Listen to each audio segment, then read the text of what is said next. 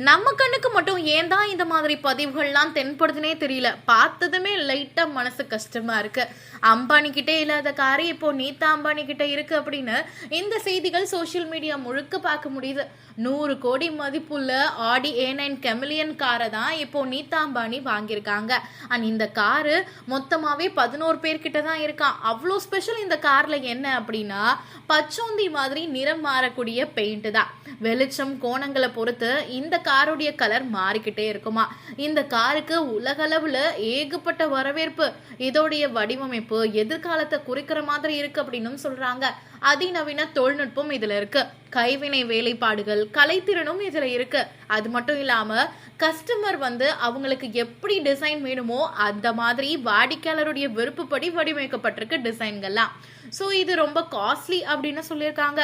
11 பேர் மட்டும்தான் இந்த காரை வாங்கியிருக்காங்களாம். அதுல இப்போ நம்ம நீதா அம்பானியும் சேர்ந்திருக்காங்க.